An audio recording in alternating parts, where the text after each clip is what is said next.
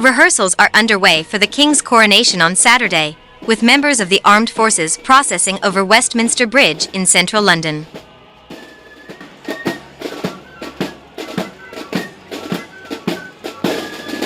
Hundreds of troops have been spotted marching through the streets of central London this evening ahead of the King's coronation in just 4 days' time. Londoners have spotted unusual scenes between Waterloo and Westminster tonight, May 2nd, as final preparations are being made in advance of King Charles's big day on Saturday.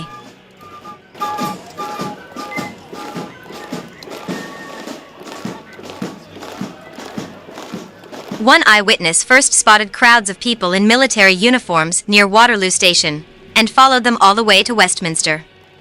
A video posted to Twitter captured Londoners clapping as members of the British Armed Forces walked past the departure boards at Waterloo Station, while in another video sent to My London, a marching band could be seen playing loudly shortly after 10 p.m. along the south bank of the River Thames.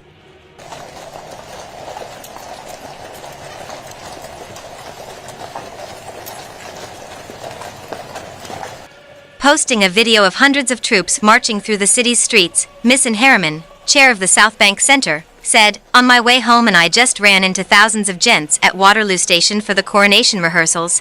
Are they volunteers? Or are they all paid for this? It's so many folks."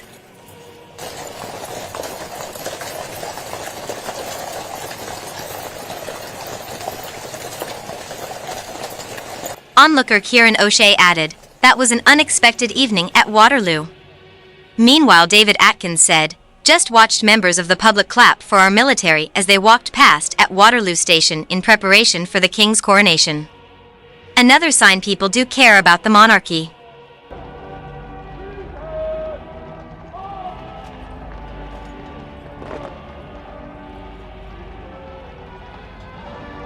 The Diamond Jubilee State Coach was accompanied by hundreds of soldiers on horseback as it traveled along the Mall shortly after midnight. Hundreds of soldiers, many on horseback, marched down from Buckingham Palace past Trafalgar Square and Downing Street to Westminster Abbey. The Diamond Jubilee State Coach and Gold State Coach were marched down the Mall as part of the preparations for the full event on May 6th.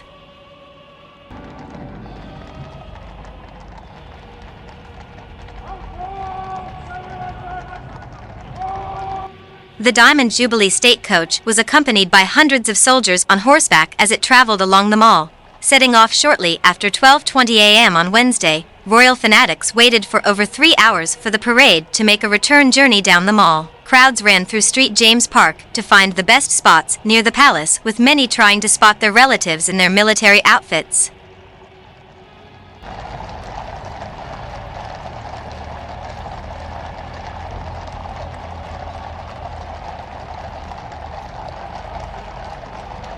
Hundreds of soldiers from the military, Navy and RAF marched through central London before stopping along Whitehall and standing in silence.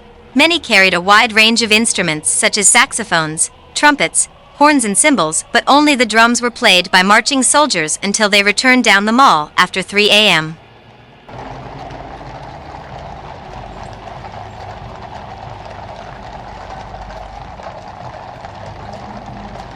The parade had began when soldiers dressed in bright yellow uniforms began the short journey, and the brass band on horseback practiced as they accompanied the stagecoach as it passed through Westminster. Onlookers skipped along next to the stagecoach and ran after the regiments of mounted soldiers that followed.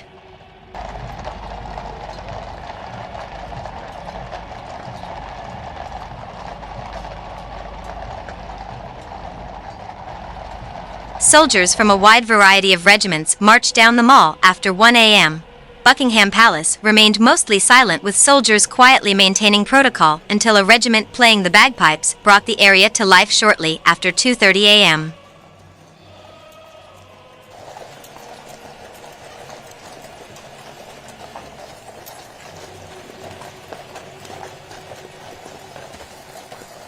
At least 15 tents are already positioned along the Mall, and royal fans got to test their viewpoint as they prepare to camp out until Saturday.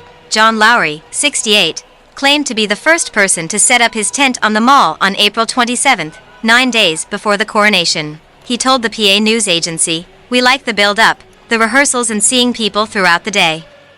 There are a lot of tourists and they come and say they wish they had something like this in their country.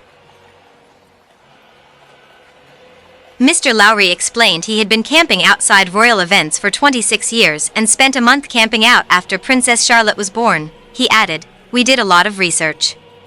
We picked this spot because there are no trees so you can see the red arrows."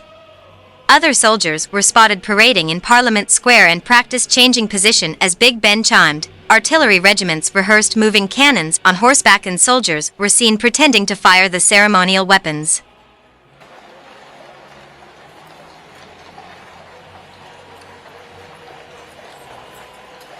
The procession returned to Buckingham Palace shortly after 3 a.m. with bands in full swing.